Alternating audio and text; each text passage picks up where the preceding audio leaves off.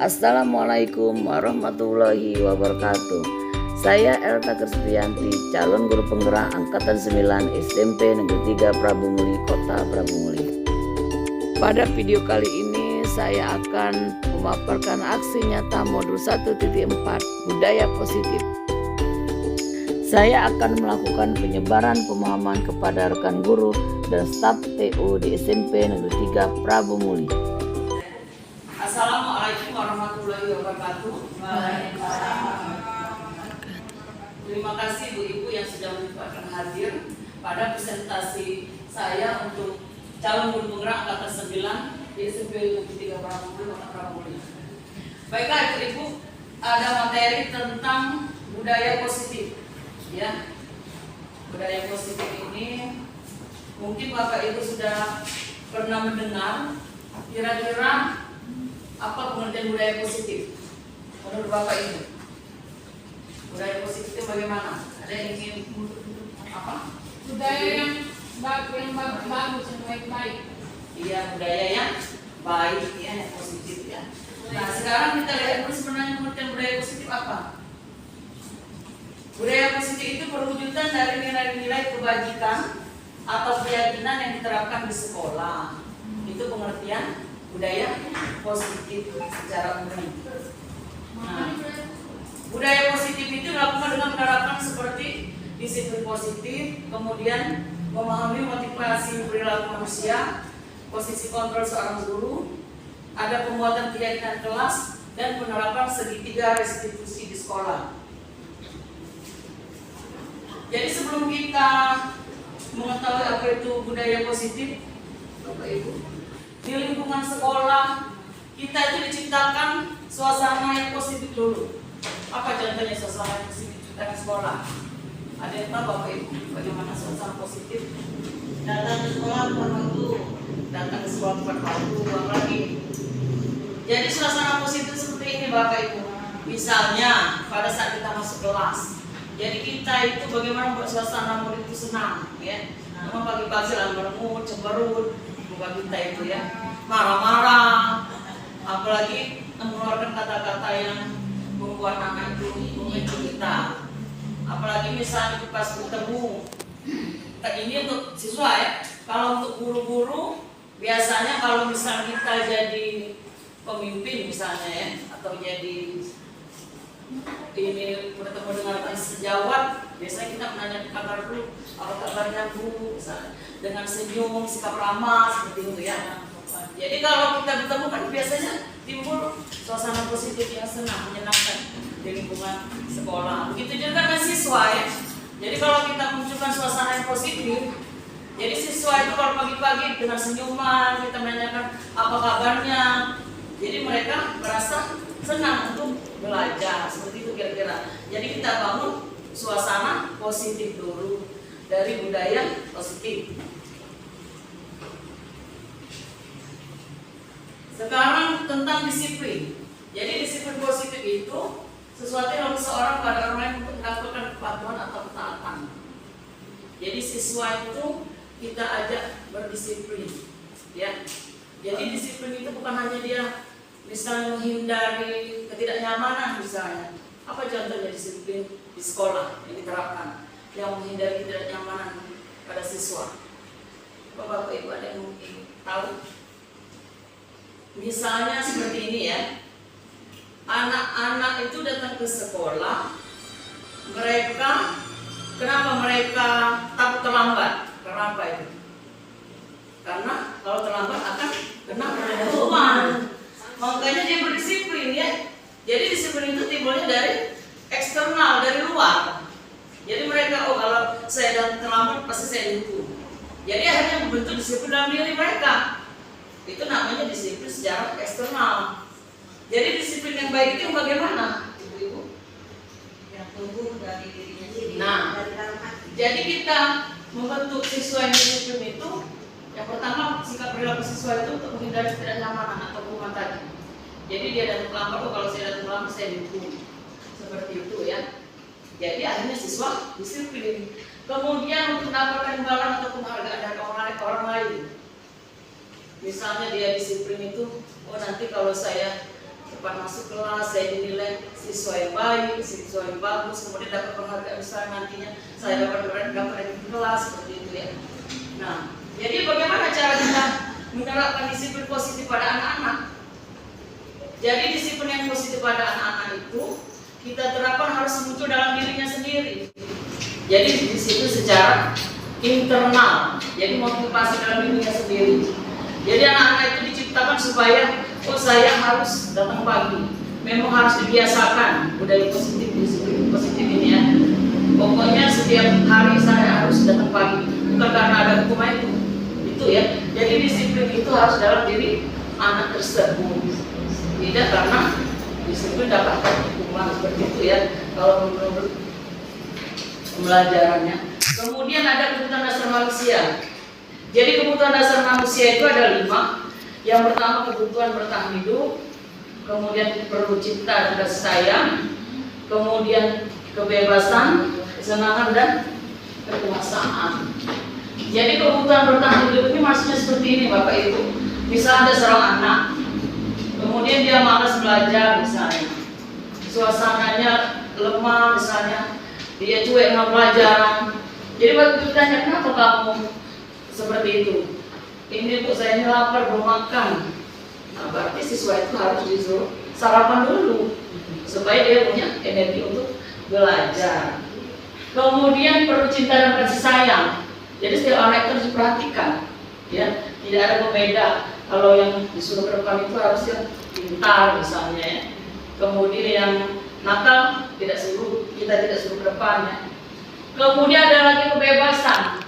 Jadi siswa itu disuruh mengekspresikan kira-kira apa yang mereka inginkan sesuai dengan merdeka belajar. Bagaimana metode yang diterapkan menurut sesuai dengan kesenangannya ya.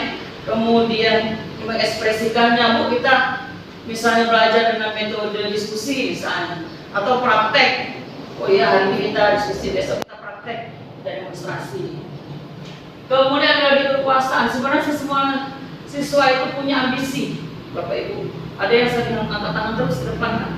Jadi saya pengen menjadi memimpin di dalam kelas. Seperti itu kalau menurut kebutuhan dasarnya. Kemudian ada lagi posisi kontrol seorang guru. Nah, posisi kontrol seorang guru, Bapak Ibu kira-kira dari 5 posisi itu ada sebagai penghukum, membuat orang merasa bersalah, atau sebagai teman, kemudian atau sebagai pemantau atau monitor, yang kelima sebagai manajer. Nah, kira-kira Bapak Ibu, di mana posisi Bapak Ibu dari kelima posisi tersebut? Masih nomor 1. Ya silakan Bu Eni. Ya. Untuk posisi kontrol seorang guru itu kalau menurut saya itu yang paling bagus sebagai manajer. Ya, sebagai manajer artinya dia tidak langsung menghukum atau tidak langsung memberi sanksi-sanksi kepada siswa, tetapi dia selaku manajer dia akan bertanya dulu kepada siswa mungkin apa yang menyebabkan dia berperilaku seperti itu. Kemudian dia akan menanyakan kepada siswa kira-kira itu bagus atau tidak yang dilakukannya, terus apakah dia mau berubah. Selanjutnya dia juga menanyakan kepada siswa kira-kira apa yang sebaiknya dia lakukan terhadap permasalahan yang dia buat tadi. Kalau misalnya dia mau berubah, terus dia harus menentukan dan kapan dia akan melakukan perubahan tersebut. Nah, itu sebagai manajer. Jadi kalau sebagai manajer itu guru itu berfungsi sebagai penuntun siswa untuk menemukan jati diri mereka sendiri. Ya, terima kasih. Nah, posisi kontrol seorang guru itu yang pertama sebagai penghukum, ya. Jadi kata-kata penghukum itu seperti ini misalnya. Kalau kamu itu dihukum ya, kamu membersihkan WC misalnya. Kamu harus lari keliling lapangan misalnya. Itu sebenarnya tidak boleh lagi ibu-ibu dilakukan. Jadi kita sebagai pendidik itu tidak boleh sebagai penghukum seperti itu dengan kata-kata menunjuk-nunjuk tangan, suara yang keras, ya. Kemudian sebagai membuat orang merasa bersalah itu misalnya anak-anak katanya karena kalian ibu itu jadi sakit misalnya, atau karena serangan jantung. Jadi anak-anak itu merasa bersalah. Oh iya, karena saya ribut di kelas, jadi ibu si A tadi kena serangan jantung. Jadi merasa bersalah, bebannya tinggi. Jadi bukan merasa bersalah anak itu ya. Padahal belum tentu, mungkin pada saat ibu tersebut memang kena serangan jantung. Tapi karena kalian itu, jadi si ibu ini langsung dia pingsan, kena serangan jantung karena kalian nyebut. Itu tidak boleh lagi terjadi ya. Nah kemudian sebagai teman ini seorang guru itu dekat dengan siswa berkeluh kesah sebagai teman. Tapi tidak baik juga. Biasanya siswa, oh ibu kan teman saya, kok ibu tidak membela saya. Nah itu tidak bagus juga sebagai teman. Sebagai pemantau itu hanya melihat, mengawasi. Oh anak ini ribut, dilihat dari jauh, tidak ikut langsung menyelesaikan masalah. Nah yang bagus itu sebagai manajer, ya. Jadi posisi seorang guru yang bagus sebagai manajer. Jadi manajer itu menanyakan dulu, misalnya ada anak yang berkelahi. Coba, kamu tuh berkelahi karena apa? Ditanya dulu.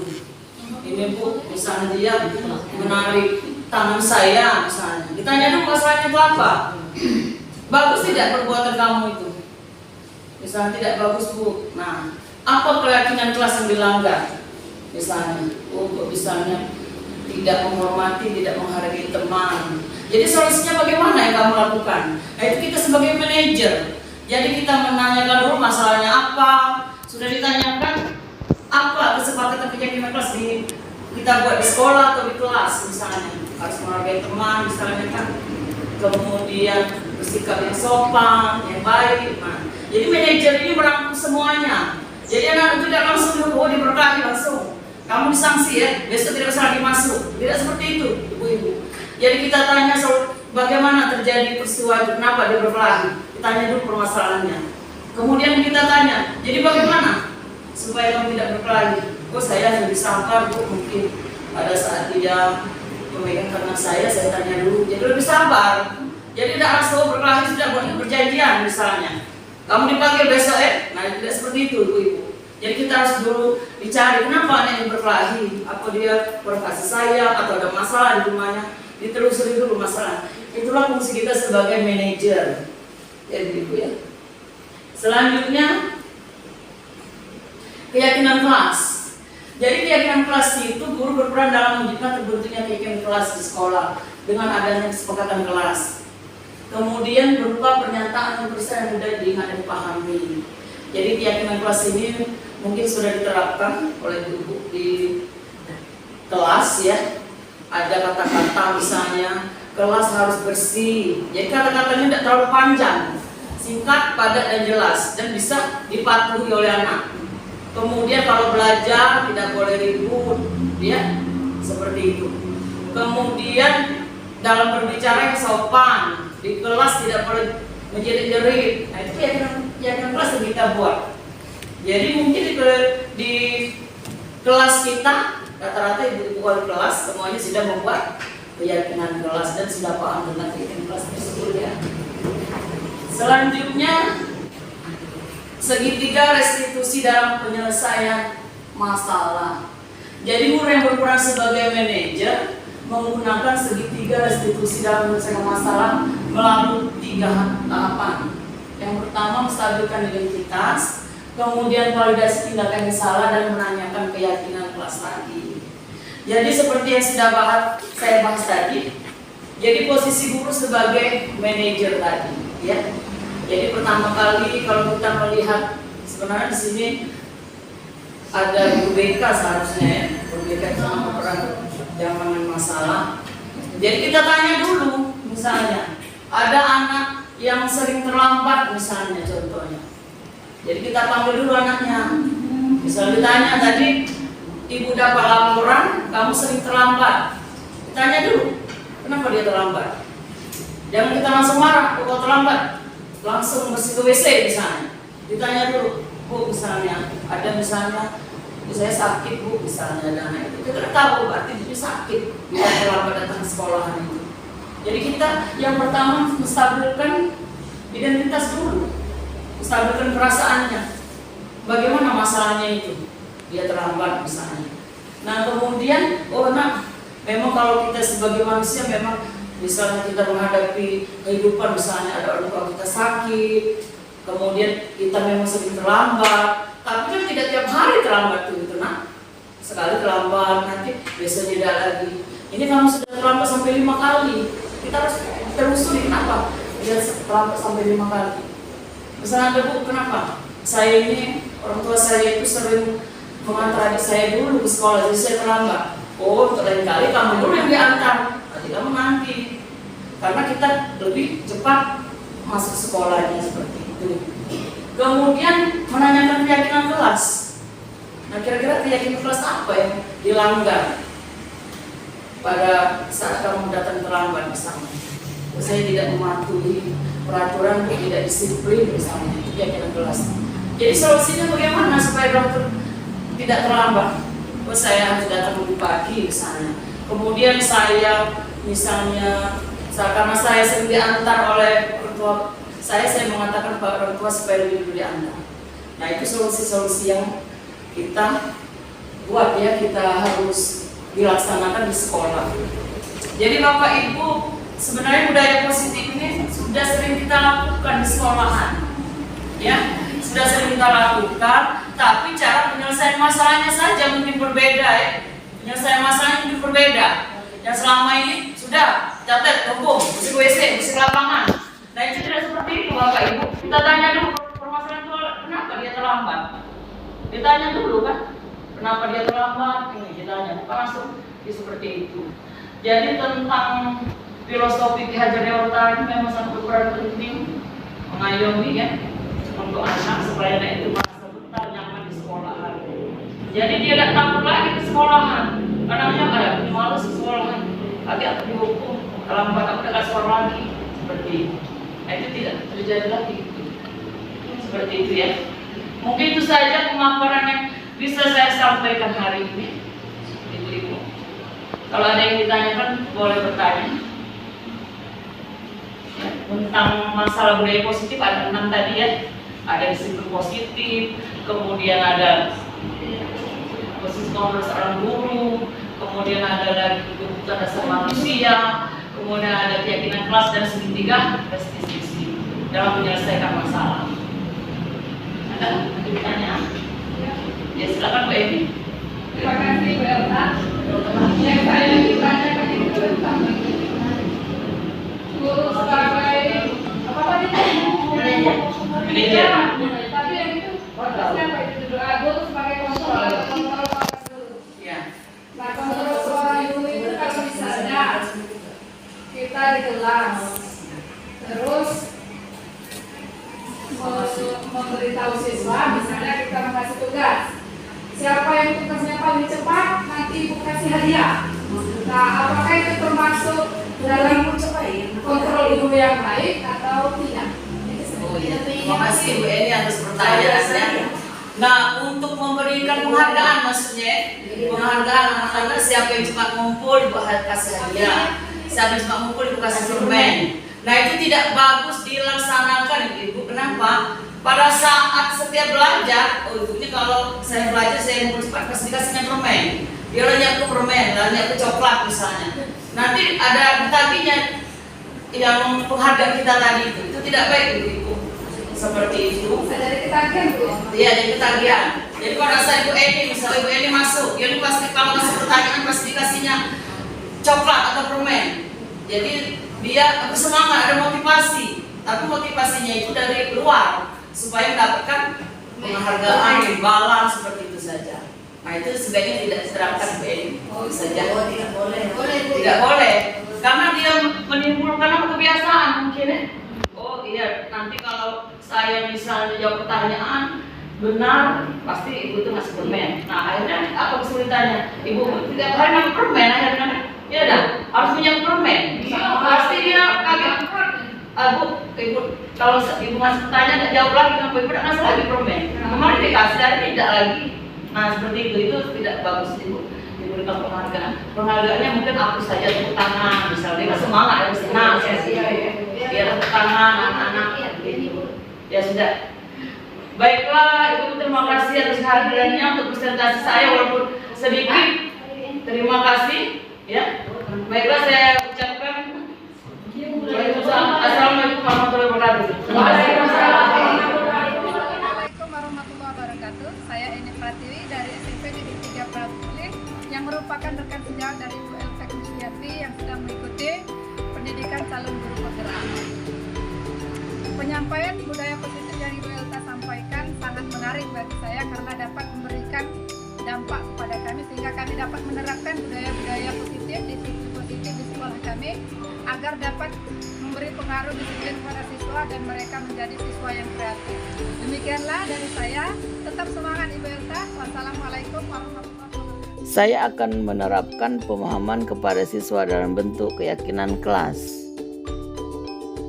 Assalamualaikum warahmatullahi wabarakatuh.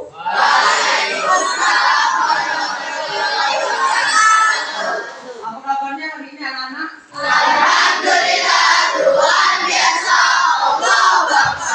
Ya, alhamdulillah ya semuanya hari ini sehat-sehat. Nah, pada hari ini ya kita akan menulis sebuah keyakinan kelas. Kamu tahu apa keyakinan kelas itu? Ada yang tahu? Tahu. Ada? Iya, kesepakatan kelas ya. Jadi keyakinan kelas itu adalah kesepakatan yang kita buat bersama-sama di kelas. Keyakinan kelas itu ada tidak yang tahu apa contoh keyakinan kelas? Apa contohnya? Apa contoh keyakinan kelas? Pernah kamu membuatnya? Apa contohnya keyakinan kelas? Apa? Apa Naila apa? Disiplin. Ya disiplin. Siapa lagi yang tahu apa? Apa? Tolong menolong. Ada lagi? Jujur. Jujur, bertanggung jawab. Nah itu salah satu keyakinan kelas ya. Jadi keyakinan kelas itu sesuatu yang kita yakini ya. Jadi setelah kita yakini maka kita akan bertanggung jawab terhadap kelas kita masing-masing. Nah sekarang hari ini kita akan membuat keyakinan kelas. Nah keyakinan kelas ini kita buat dengan kalimat yang positif ya anak-anak ya. Jangan membuat kalimat yang negatif. Apa contohnya misalnya? Misalnya apa? Dilarang membuang sampah. Jadi apa kalimat yang positifnya apa?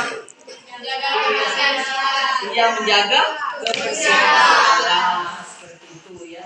Nah, setiap kamu hanya membuat satu ya.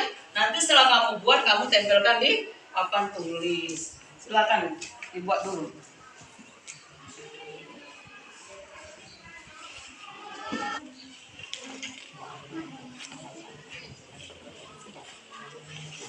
Silakan dicatat ya, dibuat apa keyakinan kelas yang kamu buat, kemudian ditempel ke papan tulis, dituliskan, ditempelkan di papan tulis apa keyakinan kelas yang kalian buat.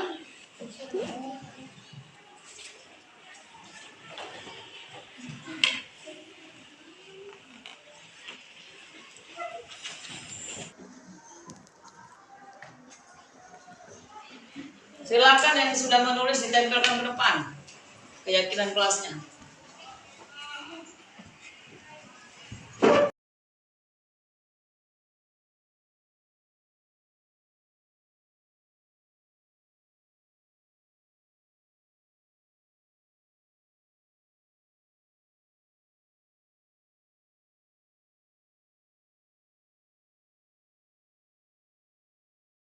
Anak kalian sudah membuat bermacam-macam keyakinan kelas ya. Ada yang jujur, kemudian berbicara dengan sopan, menjaga kebersihan, kemudian ada menjaga ketertiban kelas, kemudian ada lagi apa? Berbicara dengan sopan, itu sama juga menjaga kebersihan, ada bertanggung jawab ya, kemudian ada lagi disiplin, kemudian ada lagi banyak yang menjaga kebersihan. Saling menghargai antar teman, saling menghormati. Ya semuanya sudah bagus, sudah bisa membuat keyakinan kelas. Kita berikan tepuk tangan.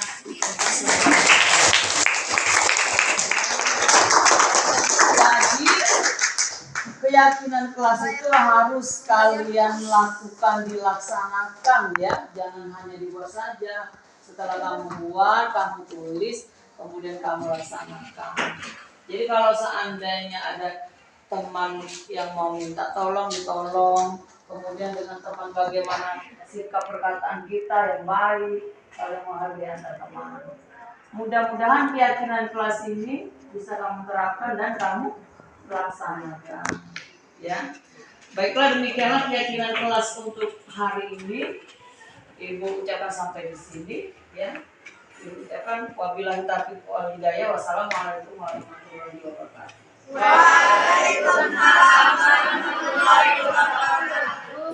Saya Draga Nugraha dari kelas 77. Saya telah membuat keyakinan kelas.